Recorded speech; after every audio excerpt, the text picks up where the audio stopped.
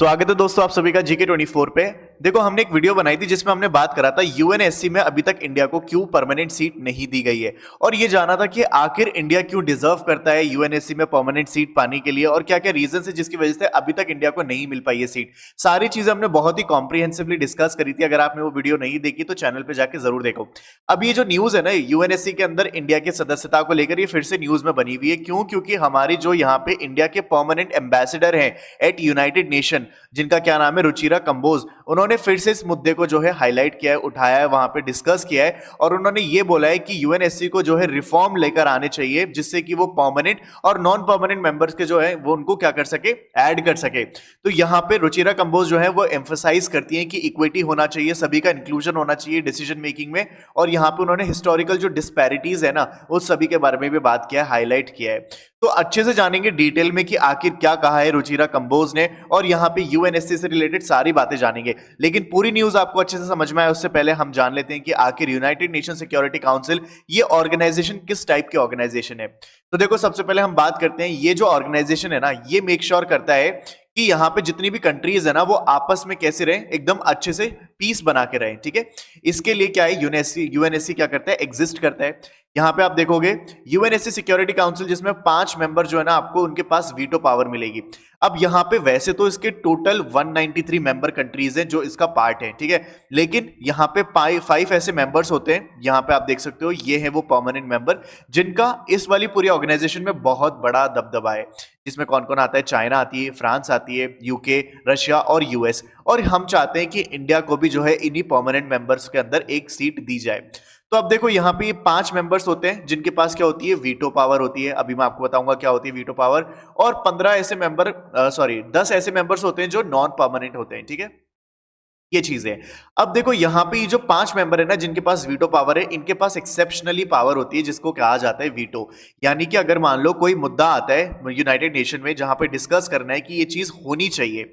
अब यहाँ पे फ्रांस ने भी बोल दिया, यूके ने भी बोल दिया, रशिया ने भी बोल दिया, यूएस ने भी बोल दिया, लेकिन चाइना ने जो है यहाँ पे टांग अड़ा दी। मतलब कि यहाँ पे चाइना ने बोला नहीं ऐसा नहीं हो सकता और उसने अपनी वीटो पावर यूज करके इसको पूरे को फेल कर दिया। और ऐसा कोई भी मेंबर कर सकता है, यानी कि अगर कोई मुद्दे पे आपको कोई चेंज लाना है, कोई रिफॉर्म लाना है तो सिर्फ एक कंट्री नहीं बल्कि यहाँ पे 5 परमानेंट मेंबर्स को उस पर एग्री करना पड़ेगा, तभी जाके वो पास हो पाएगा। किसी एक ने भी मना कर दिया ना अपनी वीटो पावर यूज करने के बाद तो वो चीज नहीं हो सकती पास। तो ये चीज यहाँ पे दी जाती है। और प्लस जितने भी यहाँ पे मीटिंग्स होती है इंटरनेशनल फोरम्स में उन सभी में ग्रेटर से होता है यहाँ पे इन 5 कंट्रीज का। तो इसीलिए जो है इंडिया के लिए भी बहुत ज्यादा जरूरी है यहाँ पे इंडिया की यहाँ पे इनको सदस्यता मिले। और आपको पता है इंडिया क्यों डिजर्विंग है, क्योंकि मैंने सारे रीजंस आपको ऑलरेडी उस वीडियो में बता दिए। अगर आपने नहीं देखी तो आप जरूर देखो क्योंकि ये वीडियो बहुत ज्यादा लंबा हो जाएगा अगर मैं आपको यहाँ पे बताने बैठूंगा तो चलिए अब आगे देखते हैं। अब देखो एक बार के लिए हम क्या करते हैं, एक बार सारी चीजें जान लेते हैं रुचिरा कंबोज ने क्या कहा है। लेकिन उससे पहले देखो आपको पता है कि कुछ टाइम पहले जब वो मैंने न्यूज डिस्कस करी थी तो वहां पे एलॉन मस्क जो है वो भी एडवोकेट करते हैं इस चीज को कि यस इंडिया जो है डिजर्विंग कैंडिडेट है for the United Nation Security council की परमानेंट सीट के लिए। इसके बाद टर्की ने भी कहा था, फ्रांस ने भी कहा था, ये सभी लोग कह रहे हैं। और अब जो है हमारी जो रुचिरा कंबोज है इंडिया की जो है ambassador to at United Nation, उन्होंने भी जो है इस चीज को वापस से हाईलाइट किया है। तो एक बार देखते हैं उन्होंने क्या क्या चीजें हैं जो वहां पे कही हैं जिससे कि हमें क्रिस्टल क्लियर अच्छे से चीजें समझ में आ जाए। देखो While highlighting the future vision of the Security Council, उन्होंने कहा our reforms must be guided, I would say, by a bold vision for a more equitable and inclusive world। यहाँ पे देखो ये कहती है कि जो यूनाइटेड नेशन है ना वो बहुत ही एक डिस्क्रिमिनेटरी ऑर्गेनाइजेशन है। डिस्क्रिमिनेटरी क्यों? क्योंकि यहाँ पे आप देखोगे कि एशिया के नाम पे यहाँ पे केवल चाइना को इन्होंने क्या कर रखा है, बैठा रखा है एज अ परमानेंट मेंबर। लेकिन आपको पता है कि चाइना का क्या रोल है, चाइना और इंडिया के बीच में कैसे रिलेशन है। तो यहाँ पे चाइना जो है अपना दबदबा बना के रखता है यहाँ पे, लेकिन इंडिया जो कि एक इंटायरली साउथ एशियन को जो है रिप्रेजेंट करती है, इसका कोई भी यहाँ पे रिप्रेजेंट मतलब यहाँ पे से नहीं है यूनाइटेड नेशन के अंदर। यहाँ पे इसके बाद ये कहती है comprehensive reform across all clusters under discussion including expansion in both permanent and non permanent member. अब देखो यहाँ पे होता क्या है कि ये लोग क्या करते हैं कि नॉन परमानेंट मेंबर है ना उनको एक्सपेंड कर देते हैं, यानी कि उनको और बढ़ा देते हैं। जैसे अभी एक 193 है तो इसके अंदर एक आध और जोड़ देंगे। तो इस तरीके से जो नंबर है ना बस बढ़ता जा रहा है। लेकिन मेन चीज जो है वो है परमानेंट मेंबर के अंदर। वो 5 थे वर्ल्ड वॉर 2 के बाद और आज भी जो है 5 ही है, तो वो चीज बदल नहीं पा रही है। तो यहाँ पे ये चीज कहा जा रहा है। अब मैं आपको बताता हूं कि ये आखिर बना कैसे था। तो देखो, यूनाइटेड नेशन जो है ये बनता है 1945 में, आफ्टर वर्ल्ड वॉर टू, यानी वर्ल्ड वॉर टू जब खत्म होता है उसके बाद जो है इसको क्रिएट किया जाता है। अब यहाँ पे देखो, जितनी भी वर्ल्ड वॉर टू के अंदर जो हीरो कंट्रीज थी ना, जिन्होंने वर्ल्ड वॉर टू के अंदर बहुत अच्छा प्रदर्शन किया, उन सभी को यहाँ पे क्या बना दिया गया, परमानेंट मेंबर। जैसे कि अमेरिका, चाइना, यूके, फ्रांस और सोवियत। यहाँ पे ये 5 ऐसे थे जिन्होंने क्या किया था, बहुत अच्छा प्रदर्शन किया था, उसके अंदर एक तरीके से जीते थे, विनर्स रहे थे, और इन्हीं को क्या बना दिया, यहाँ पे परमानेंट मेंबर बना दिया। और तब से यानी 1945 से लेकर अब तक, आज तक 2024 तक भी यहाँ पे क्या है, यही 5 जो है कंट्री, ये क्या है, परमानेंट मेंबर है यूनाइटेड नेशन सिक्योरिटी काउंसिल के। अब यहाँ पे डिस्पैरिटी है, डिस्क्रिमिनेटरी है ये, क्योंकि इंडिया का बहुत ज्यादा बढ़ चढ़ के रोल था। इनफैक्ट पूरा जो अमेरिका है ये भी इंडिया की वजह से ही लड़ पा रहा था। तो इसलिए जो है बहुत सारे एन नंबर ऑफ रीजन है जिसकी वजह से ये कहा जा सकता है कि India is the most deserving candidate in the United Nation Security council. अब आते हैं पीछे और अब देखते हैं कि जो यहाँ पे रुचिरा कंबोज है उनका क्या स्टेटमेंट रहा है, उन्होंने क्या बोला है इस पूरी चीज के ऊपर। कंबोज फर्दर आज the co chairs whether expanding only non permanent member category would not solve the problem. इन्होंने कहा कि अगर आप नॉन परमानेंट मेंबर को इंक्रीज करते जाएंगे तो इससे प्रॉब्लम सॉल्व नहीं होने वाली। इन्होंने ये भी कहा कि यहाँ पे जो permanent and non permanent member है उनके बीच में जो डिफरेंस है हमें उसको कम करना पड़ेगा और इक्विटीज लानी पड़ेंगी। हमें क्या करना पड़ेगा, यहाँ पे जो आप यहाँ पे क्या हो रहा है कि डिस्क्रिमिनेटरी पॉलिसी बहुत ज्यादा है, इक्वल अपॉर्चुनिटी मिलनी चाहिए हर किसी को। इंडिया का परमानेंट एम्बेसडर जो है यहाँ पे ये बोलते हैं यूनाइटेड नेशन में, और इन्होंने कहा कि हर एक नेशन को, चाहे वो छोटा हो साइज में चाहे बड़ा हो, ठीक है, यहाँ पे सभी को ये हक मिलता है कि उनके पास इक्वल अपॉर्चुनिटीज हो in the global decision making.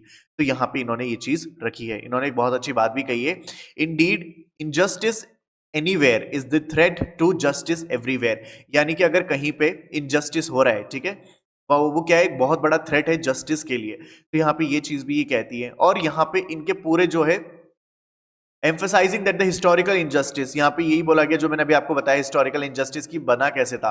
तो यहाँ पे ये बोलते हैं कि जो हिस्टोरिकल इनजस्टिस हुआ वो आज तक चलता हुआ आ रहा है। यहाँ पे आप देखोगे कि इन ग्रेटर रिप्रेजेंटेशन एशिया का जो है कोई भी अच्छा खासा जो है रिप्रेजेंटेशन नहीं है यहाँ पे यूएनएससी के अंदर।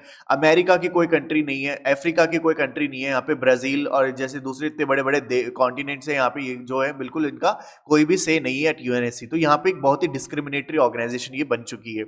साथ ही यहाँ पे ये बोला जाता है कि देखो आज के टाइम पे जो यूनाइटेड नेशन है ना, इसके अंदर इन्होंने वीटो देके इतना ज्यादा वो कर रखा है कि ये किसी भी चीज पे आज के टाइम पे यूजलेस बन चुके हैं एक तरीके से। देखो मैंने क्या बोला था कि नेशंस के बीच में यानी डिफरेंट कंट्रीज के बीच में पीस बनी रहे, उसको इंश्योर करता है यूएनएससी। लेकिन क्या आपको लगता है सच में ऐसा यूएनएससी कर पा रहा है? बिल्कुल नहीं। चाहे आप एग्जाम्पल देख लो, यूक्रेन और रशिया का वॉर, ठीक है, जो बहुत ही रिसेंट एग्जांपल है, जब रशिया और यूक्रेन का वॉर हुआ तब आपको लगता है कि यूएनएससी कुछ कर पाया था? बिल्कुल नहीं। अच्छा, तो फिर इजराइल और हमास का जब वॉर हुआ था, ठीक है, तब आपको लगता है कि कुछ कर पाया था यहाँ पे यूएनएससी? बिल्कुल नहीं। तो आप देख सकते हो कि ये तो वो इवेंट है जो हमारी आंखों के सामने अभी रिसेंटली हुए हैं, तब भी जो है यूएनएससी कुछ नहीं कर पाया। क्यों? क्योंकि कुछ सदस्यों के पास जो है वीटो पावर है। अगर किसी एक ने कहा, दूसरे ने मना कर दिया, तो वो वैसे ही फेल है, तो कोई मतलब वाली बात नहीं बनती है। तो यहाँ पे ऐसी चीजें हो रही हैं। और आपको मैं एक और एग्जाम्पल देता हूं। तो देखो यहाँ पे एक टेररिस्ट है जिनका नाम है मसूर अजहर, ठीक है। मसूर अजहर को जो है यूनाइटेड नेशन ने ये कहा था कि हम इसको ग्लोबल टेररिस्ट जो है वो अनाउंस करना चाहते हैं यूनाइटेड नेशन के थ्रू। अब यहाँ पे चाइना ने क्या किया, अपनी वीटो पावर को यूज करके जो है इसको लिस्ट के अंदर ऐड नहीं होने दिया, इस मसूर अजहर को जो है ऐड नहीं होने दिया। तो यहाँ पे आप देख सकते हो कि China on Thursday said it has blocked the another bid by US, France and the UK to list Pakistan based chief and Pathankot terror attack mastermind Masood Azhar as a global terrorist by the United Nation. यहाँ पे China ने जो है मना कर दिया। बाकी मतलब जो बाकी के 4 देश थे उन्होंने इस पे अपनी हामी दे दी थी, मंजूरी दे दी थी, लेकिन चाइना ने क्या किया, अपनी वीटो पावर यूज करी और यहाँ पे इन्होंने क्या किया, इसको नहीं घोषित करने दिया एज अ ग्लोबल टेररिस्ट। तो कौन है ये? मसूद अजहर, पाकिस्तान के टेररिस्ट। तो इस तरीके की एक्टिविटीज यहाँ पे देखी जा रही है जहां पे कोई भी सेंस नहीं बच पाता है यहाँ पे यूएनएससी के होने का, क्योंकि सबके पास वीटो पावर है। आज अगर आप चाहते हो कि कोई चीज हो लेकिन बाकी के लोग नहीं चाहते तो वो नहीं होगी, चाहे फिर वो कितना ही अच्छा हो। लेकिन वही सब अपने अपने इंटरेस्ट के बारे में सोचते हैं। अगर मान लो आज के दिन क्यों इंडिया नहीं बन पा रहा मतलब परमानेंट सदस्य, आप खुद दिमाग लगाओ। देखो आपको पता है कि चाइना और इंडिया के जो रिलेशन है वो बहुत ज्यादा अच्छे नहीं है, ठीक है, इंडिया और चाइना के। तो अब अगर मान लो कि ये वाला मुद्दा ये जो है यूनाइटेड नेशन में जाता है कि इंडिया को परमानेंट सीट देनी चाहिए या नहीं देनी चाहिए, ये वाला मुद्दा जाता है, तो आपको ये तो पता होगा कि चलो मान लो एक बार के लिए हम एक बार सोच सकते हैं कि चाइना को एक बार छोड़ देते हैं, लेकिन रशिया, फ्रांस, ठीक है, ये सारे यूके और रशिया, ये जितने भी कंट्रीज हैं, चारों देशों ने क्या बोला, हाँ बोल दिया, लेकिन चाइना तो नहीं बोलेगा। अब चाइना नहीं बोलेगा तो इंडिया कभी मेंबर बन ही नहीं पाएगा। सोच रहे हो ना आप कितनी बड़ी बात है ये। तो इसीलिए यहाँ पे सारी की सारी चीजें जो है हाईलाइट करी है रुचिरा कंबोज ने। और देखो लोगों को जो है ना गुस्सा एक चीज पे आता है, और वो ये कि नेहरू जी ना उन्होंने उनको क्यों ऐसी पड़ी थी कि उन्होंने अमेरिका का जो है ऑफर ठुकरा दिया जब इंडिया को परमानेंट सीट ऑफर की गई थी शुरुआत में, तो यूनाइटेड नेशन के द्वारा। तो यहाँ पे क्या हुआ था नेहरू जी को, क्यों उनको समझ नहीं आई ये चीज कि हमें एक्सेप्ट कर लेनी चाहिए थी। अब देखो ये जो चीज है ना एक तरीके से बिल्कुल सही नहीं है, जहां पे जो यहाँ पे पंडित जवाहरलाल नेहरू के लिए बोला जाता है कि एक टाइम ऐसा था जब यूनाइटेड नेशन ने क्या किया था, इंडिया को परमानेंट सीट ऑफर करी थी, लेकिन जो है नेहरू ने रिफ्यूज कर दिया था। लेकिन ऐसा नहीं है, यहाँ पे अगर आप फैक्ट चेक करोगे यानी कि इस बात की तह तक जाओगे तो आपको पता चलेगा, पीएम जो पंडित जवाहरलाल नेहरू थे उन्होंने ये एडमिट किया सभी के सामने कि उनको कभी सीट ऑफर करी ही नहीं गई थी। Never got the offer of the India का permanent seat at the United Nation Security Council. यहाँ पे ये देखो एक ट्वीट भी था जिसमें बोला कि अमित शाह जो है एक हॉलिसिनेट कर रहे हैं like a favourite Kangana Ranaut, India was never offered a permanent seat in United Nation Security council. तो यहाँ पे ये चीज भी बोली गई, और ये प्रेस ट्रस्ट ऑफ इंडिया के थ्रू भी जारी हुआ, जहाँ पे ये बोला गया कि इंडिया को जो है कभी भी सीट जो है ऑफर नहीं गई थी। और यहाँ पे ऐसा कुछ भी नहीं है कि उन्होंने जो है एडमिट नहीं किया नेहरू जी ने। तो ये भी चीज बोली जाती है। अब एक बार के लिए ये समझ लेते हैं, देखो इंडिया के लिए जो है ना सीट पाना बहुत ज्यादा जरूरी है, क्योंकि ये जो 5 मेंबर है ना ये वो रिप्रेजेंट करते हैं कि वर्ल्ड की बिगेस्ट पावर। अब आज के टाइम पे भले ही इंडिया जो है इसका मेंबर नहीं है यूएनएससी का, लेकिन फिर भी इंडिया बहुत अच्छे से डेवलप कर रहे हैं, ठीक है। तो लोग तो यही कहते हैं कि देखो इंडिया को बनने की जरूरत ही नहीं है यूएनएससी का कोई मेंबर, क्योंकि इंडिया तो वैसे ही डेवलप कर रहे हैं तो इनकी क्या जरूरत। लेकिन यहाँ पे डिसीजन मेकिंग में जब बात आती है ना तो बहुत ज्यादा जरूरी होती है, प्लस एक ग्लोबल इमेज जो होती है ना वो बहुत ज्यादा इसके लिए इंपॉर्टेंस रखती है। प्लस जितने भी इंटरनेशनल फोरम्स होते हैं, मीटिंग्स होती है, उसके अंदर भी इंडिया का एक बहुत बड़ा से होगा, जो कि आज की डेट में भी है, लेकिन आप सोच के देखो जब पावर ऐड हो जाएंगी तब, ठीक है। तो ये चीज है। अब देख लेते हैं कि यहाँ पे देखो मैं आपको जो बता रहा था, चाइना का रेजिस्टेंस हमेशा रहता है इंडिया की तरफ कि इंडिया जो है मेंबर ना बने, क्योंकि इंडिया चाहता है, चाइना चाहता है कि एशिया के अंदर वही जो है एक सुपर पावर इमर्ज होके आए। चाइना की जो पोजीशन है इंडिया की परमानेंट सीट के अंदर हैज ऑलवेज बीन एम्बिगुअस। ये किसी को भी नहीं पता चला कि आखिर चाइना चाहता क्यों ऐसा कि इंडिया नहीं बने member. It has never been clear India's relationship with China has been strained after the recent Doklam stand off and recent cross border tension in Ladakh. तो लद्दाख की वजह से और डोकलाम जो है यहाँ पे रीजन, इसकी वजह से जो है टेंशंस बनी रहती है दोनों ही देशों के बीच में। China also has been actively supporting Pakistan on the Kashmir issue, और यहाँ पे आपको पता है कि कश्मीर का जो इशू है उसको लेके पाकिस्तान को सपोर्ट करता हुआ आपको दिखेगा हमेशा China. Also India support Japan's bid of for UNSC seat which China opposes.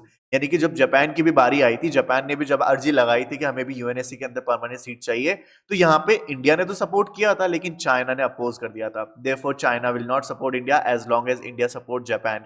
यानी कि इंडिया जब तक जापान को सपोर्ट करता रहेगा तब तक चाइना इंडिया को सपोर्ट नहीं करेगा। तो ये चीज भी कही जाती है, लेकिन इस बात में कितनी सच्चाई है आप मुझे कॉमेंट करके जरूर बताना। आगे देखो यूएस की बात करते हैं। फॉर्मर जो यूएस प्रेसिडेंट है बराक ओबामा, उन्होंने भी सपोर्ट किया था इस चीज को कि हाँ भाई इंडिया को जो है यूएनएससी में सीट देनी चाहिए। लेकिन उसके बाद जो है इंडिया, मतलब since then there has no been progress on this, यानी इस बात पे फिर और ज्यादा बहस नहीं होती है, आगे चल के कोई बात ही नहीं करता है अमेरिका की तरफ से। डोनाल्ड ट्रंप जो है और अभी जो बाइडन, मतलब पहले डोनाल्ड ट्रंप और अब जो बाइडन जो है has been updated on this by US of late. The American policy has been to oppose India's permanent membership at the United Nations Security Council because India is not a signatory to the nuclear non proliferation treaty and possess nuclear weapons। यहाँ पे देखो एक और वजह बताई जाती है, यहाँ पे ये जो अमेरिकन है इनके द्वारा ये बोला जाता है, देखो हम तो इसलिए सपोर्ट नहीं करते इंडिया के परमानेंट मेंबरशिप क्योंकि इंडिया जो है ना सिग्नेटरी नहीं है, सिग्नेटरी मेंबर नहीं है for the nuclear non proliferation treaty, ठीक है। क्योंकि जिस भी देश के पास न्यूक्लियर पावर होती है तो उनको ये ट्रीटी साइन करनी पड़ती है, और इंडिया जो है न्यूक्लियर वेपन को पोजेस करता है, बट स्टिल इन्होंने साइन नहीं किए हैं, इसलिए हम उनको सपोर्ट नहीं करते। And it is pretty evident that India will not find support from US for a seat of at the council. और यहाँ पे हम सभी को पता है कि हाँ ठीक है, बहुत ही ऑब्वियस रीजन कि हमें जो है यूएस का सपोर्ट ना मिले। The structure of the security council, अब यहाँ पे देखो स्ट्रक्चर की बात करें फॉर इंडिया और एनी अदर कंट्री, यानी कोई भी हो, चाहे इंडिया हो चाहे दूसरी कोई भी कंट्री हो, अगर उसको चाहिए परमानेंट सीट यूएनएससी के अंदर तो अमेंडमेंट्स होने पड़ेंगे, उसके लिए अमेंडमेंट्स लेकर आने पड़ेंगे कि यूनाइटेड नेशन के चार्टर में जो है पूरे स्ट्रक्चर में उसको अमेंड किया जाए। तो उसके अंदर क्या होता है कि अब अमेंडमेंट लाने के लिए भी क्या होगा, 2/3 वोट की जरूरत पड़ेगी। यहाँ पे जो जनरल मेंबर है उनके 2/3 वोट चाहिए और support of 5 members of the permanent member. अब देखो यहाँ पे कितनी बड़ी दिक्कत है। आज के टाइम पे अगर इंडिया या फिर जापान या फिर कोई भी दूसरा देश जो है यहाँ पे जाता है यूएनएससी के अंदर परमानेंट सीट मांगने, तो उसके लिए एक अमेंडमेंट लेकर आना पड़ेगा, ठीक है, amendment for United nation charter, ठीक है। अब अगर ये अमेंडमेंट लेकर आए, ठीक है, अब यहाँ पे देखो 2/3 जो है, 2/3 तो वोट्स चाहिए जनरल मेंबर से, ठीक है, जनरल मेंबर, और इसके अलावा 5 जो है ना, पांचों जो परमानेंट मेंबर है ना, उन सभी से हामी चाहिए। तो सोच रहे हो कितना मुश्किल है ये चीज। अच्छा चलो, यहाँ पे नॉन परमानेंट मेंबर ने तो एक बार के लिए हाँ भी भर भी दी, तो ये परमानेंट मेंबर्स में क्या होगा, ठीक है। तो पांचों के पांचों हाँ बोलने चाहिए। तो this would be difficult at first because the 5 most permanent member countries wouldn't want to disturb the balance of power including India and any other country as a permanent member. तो यहाँ पे कोई कंट्री अपनी power का dissolution क्यों चाहेगी, समझ रहे हो आप। अभी आज ये लोग जो है 5 मतलब देखो मैं आपको समझाता हूं, अभी ये लोग 5 है, ठीक है, 5 के अंदर ही पावर का क्या होता है, डिस्ट्रीब्यूशन होता है। अब अगर एक और जुड़ जाएगा तो ये हो जाएंगे 6, तो अब 6 लोगों को जो है पावर शेयर करनी पड़ेगी। तो यहाँ पे पांचों के पांचों मेंबर जो हैं ये तो अपना ही फायदा चाहेंगे ना भाई, हम क्यों अपनी पावर को डिसॉल्व करें। तो इसलिए कोई भी नहीं चाहेगा कि इंडिया को या फिर कोई भी दूसरी कंट्री को परमानेंट मेंबर बनाया जाए। It will also open the flood gates and legitimise the bids for another country like Japan, Germany, Brazil and Ukraine. और यहाँ पे जैसे अगर इंडिया को मिल जाती है तो बाकी दूसरी कंट्री जो भी बैठी है अपनी लाइन के अंदर, जैसे कि Japan, Germany, Brazil and Ukraine, ये भी बोलेंगे भाई हमें भी एडमिट करो। तो इन सभी वजहों से जो है अभी तक फिलहाल इंडिया को परमानेंट मेंबरशिप नहीं मिल पाई है।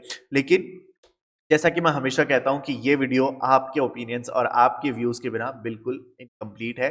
तो मैं चाहता हूं कि आप अपनी कमेंट बॉक्स में अपनी राय जरूर लिखें, और मुझे बहुत खुशी मिलती है आपकी सभी की जो है ओपिनियंस पढ़ने में, क्योंकि मुझे पता चलता है ना मेरा यूथ किस तरीके से सोचता है। तो ये चीज मुझे बहुत खुशी देती है। और अगर आपको वीडियो पसंद आई है तो सब्सक्राइब करना चैनल को ऐसी ही और वीडियोस पाने के लिए। और अगर आप किसी भी एग्जाम की तैयारी कर रहे हैं, एसएससी, बैंक, रेलवे, जो भी वनडे कॉम्पिटेटिव एग्जाम, तो मेक श्योर कि आप इस एप्लीकेशन को जरूर डाउनलोड कर ले, क्योंकि यहाँ पे डेली बेसिस पे मैं करंट अफेयर अपलोड करता हूँ हिंदी एंड इंग्लिश दोनों के अंदर। और साथ ही आपको काफी सारे स्टडी मटेरियल भी मिल जाएगा, वो सारी की सारी चीजें जो है फ्री ऑफ कॉस्ट है, ठीक है। तो यहाँ पे आपको सिर्फ सिंपल सा एक काम करना है, डिस्क्रिप्शन में इसका लिंक है, वहां जाओ, डाउनलोड करो, ज्यादा से ज्यादा यूज करो, अपने दोस्तों के साथ शेयर करो और खुश रहो, ठीक है। चलिए मिलते हैं फिर जल्द अगली वीडियो में। Till then stay happy and keep learning.